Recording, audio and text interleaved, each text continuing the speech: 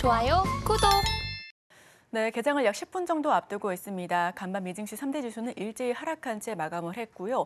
PPI가 예상보다 뜨거웠습니다. 자, 이와 관련해서 물가에 대한 우려가 더욱더 높아지는 상황입니다. 자, 그렇다면 미증시 어떻게 마무리됐는지 짧게 요약해 보겠습니다. 화면 살펴보시죠. 네, 우선 예상보다 뜨거웠습니다. PPI는 전년 동기 대비 3%나 급등하면서 1년 9개월 내 최고치를 터치했고요. 인플레 우려 속에 3대 지수는 일제히 하락한 채 마무리가 됐습니다. 나스닥은 랠리 끝에 하루 만에 2만 선을 내주기도 했습니다.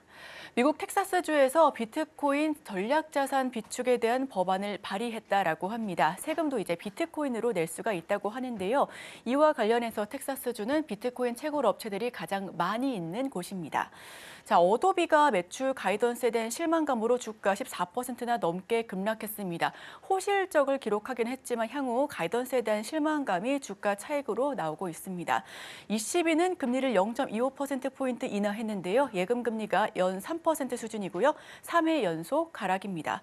자, 이와 관련해서 ECB, 유로존 같은 경우에는 트럼프 관세와 더불어서 성장률 저하에 대한 우려가 함께하고 있습니다. 자, 그럼 전일장 우리 증시는 어떻게 마무리가 되는지 화면을 통해서 살펴보겠습니다.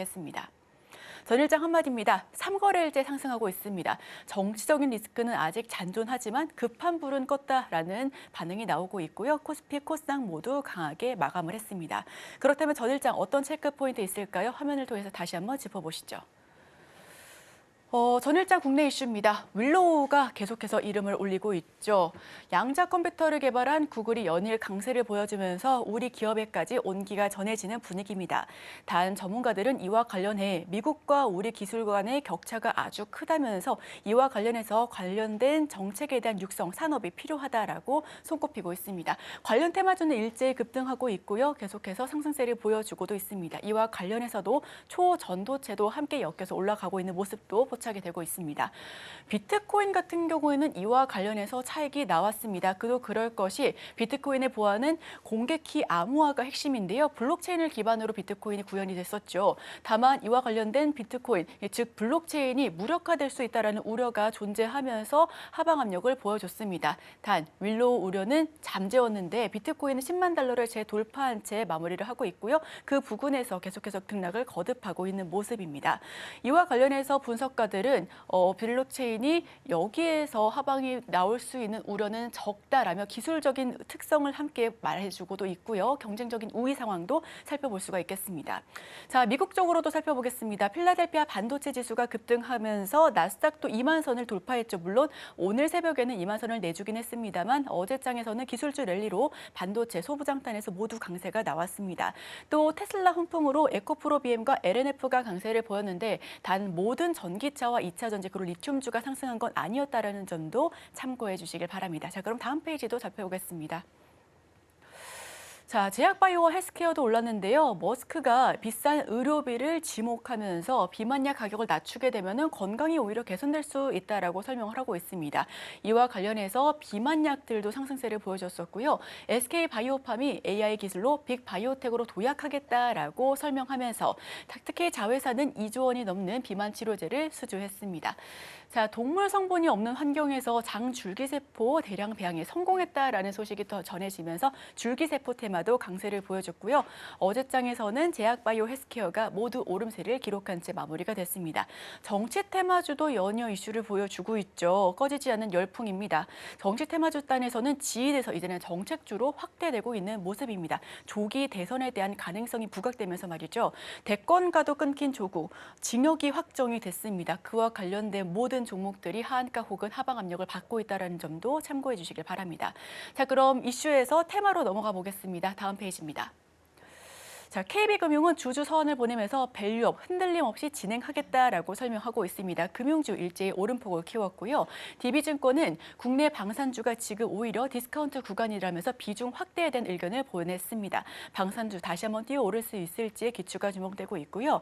조기 대선에 대한 기대감 속에 상승했었던 창업투자, 취업, 출산, 엔젤 모든 테마가 차익 매물이 나오면서 정말 그야말로 테마단에서 움직였다라는 점 보여주고 있습니다. 단기적으로 차익이 나온 건지 건지 아니면 중장기적으로 다시 한번 끌고 가야 될지는 전문가 의견을 다시 한번 들어봐야 될 것 같습니다. 외국인과 기관의 차익 실현 속에서 네이버와 카카오는 하락 전환을 했고요. IT 테마주 단에서도 하락세를 보여줬습니다. 자, 이렇게 테마와 전일장 이슈들을 살펴봤는데요. 어제 시간 외에서 움직였던 이슈들 이가은 앵커와 함께 하시죠. 네, 어제는 선물 옵션 동시 만기일이었습니다. 그래서 장중 내내 비차익 프로그램 매도가 많이 출회가 됐고요. 이 물량들을 기관이 받아가면서 소화하는 모습을 보였습니다. 아쉬운 부분이 있다면 장 막판 들어서 동시호가 구간 들어가서부터는 금융투자 중심으로 매물이 좀 많이 나오면서 상승폭이 다소 둔화되는 모습을 보였습니다. 어제 옵션 만기일이 끝났기 때문에 오늘 포지션이 어떻게 잡히게 될지가 더 중요해 보입니다. 자, 그럼 계속해서 오늘 제가 준비한 뉴스도 함께 확인해 보시죠. 네, 계엄 사태 이후 시장이 좀 혼란스러운 와중에 그럼에도 불구하고 끄떡없는 통신주에 대해서 좀 살펴보고자 합니다. 통신주 같은 경우에는 계속해서 외국인들이 적극적으로 매수하는 모습을 보이고 있습니다. 전통적으로 경기 방어주로 엮여 있는 쪽이죠. 그래서 경기 침체 당시에도 상당히 양호한 수익률을 기록하는 쪽이기도 합니다. 다만 최근의 흐름이 좋진 않았습니다. 계엄령 사태 이후에 조기 대선 가능성이 올라가게 되면서 통신 요금도 떨어질 수 있다라는 우려감이 높아졌기 때문입니다. 이게 실적에 바로 영향을 미칠 수밖에 없기 때문에 개인들은 좀 덜어내는 모습을 보였고 그러면서 주가가 하락하자 외국인들은 저점 매수를 시작을 했습니다. 12월 들어서 KT가 9.3% 하락했고 LG U+가 6% 하락했음에도 불구하고 외국인들은 좀 담아가는 모습이었습니다. 그렇게 바구니 안에 계속 담다 보니까 KT 같은 경우에는 벌써 외국인 같은 경우에 한도 소진율이 도달했다라고 합니다. 그래서 더 이상 외국인들이 추가 지분을 확보할 수 없는 수준까지 터미까지 지금 차 있는 상태고요. LG U+도 100%를 기준으로 봤을 때 73%까지 거의 목까지 지금 차올라 있는 상태입니다. 외국인들이 이렇게 관심을 가지고 있다라는 부분에 대해서는 그래도 흥미롭게 바라봐야 되지 않나라는 생각이 좀 들고요. 다음 페이지 보겠습니다. 그렇다면 증권가가 주목하는 종목은 어디 있을지 좀 살펴볼 텐데요. 먼저 외국인이 왜 통신업에 대해서 좀 집중을 하는지도 보겠습니다. 밸류업 지수에 대한 편입 기대감이 높아지고 있습니다. 다음 주에 특별 리밸런싱이 있을 예정입니다. 여기서는 편출 종목 따로 없이 편입하는 종목만 생길 건데 여기서 통신 3사가 들어갈 것으로 예상이 좀 되고 있고요. 실적 개선에 대한 기대감도 높아지고 있습니다. KT를 가장 탑픽 종목으로 줬는데 그 이유 중에 하나가 실적 개선에 대한 기대감이 높아졌기 때문이거든요. 근데 보시면 5G 설비 투자한 지 5년이 지났고 그게 바로 내년 시점과 연결이 됩니다.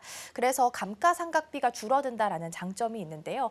감가상각비 같은 경우에는 보통 우리가 이익을 계산할 때 벌어들인 매출 대비해서 감가상각비를 빼기를 하게 되죠. 근데 이제 5년이 지났기 때문에 그동안 들어갔던 감가상각비가 예를 들어 50억이라면 앞으로는 이제 20억으로 줄어들 수 있다라는 내용입니다.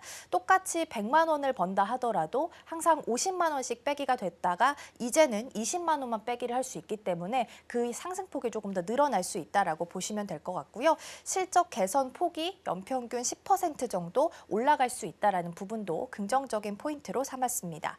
말씀드린 것처럼 탑픽 종목은 KT로 주목을 좀 하고 있습니다. 실적 개선이 가장 빠르게 이루어질 것으로 예상되고 있고요. 주주 이익 환원도 증대되고 있습니다. 그래서 ROE, 그러니까 자기 자본 이익률입니다. 회사가 가지고 있는 자본 대비해서 얼마나 이익을 낼 수 있느냐인데 이게 한 9에서 10% 정도로 제시를 하고 있습니다.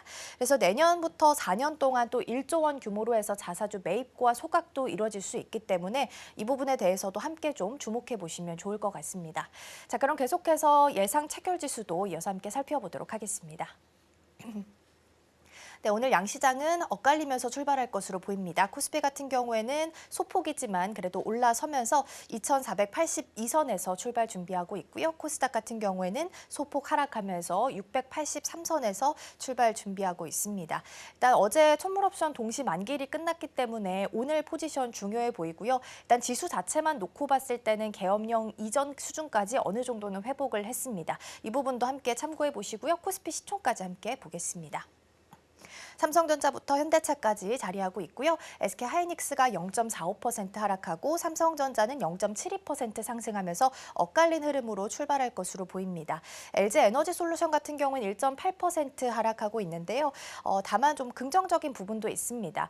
미국에서 이제 지금 IRA랑 AMPC 관련해서 보조금 축소되지 않겠느냐라는 우려감이 높아지고 있었는데 어제 나온 외신 기사 확인해 봤을 때는 향후 1, 2년 동안은 영향이 없을 것이다라는 코멘트가 나왔습니다. 그래서 출발은 일단 1.8% 정도 밀릴 것으로 보이지만 장중에도 플러스 전환할 수 있다라는 부분도 함께 보시면 좋겠고요. 제약바이오 중에서는 어제 비만 치료제가 좀 강했습니다. 오늘 쌈바는 보합 수준에서 일단 95만 원 선 지키면서 출발선에 서 있습니다. 그럼 오늘 시장 문 열고 다시 돌아오겠습니다.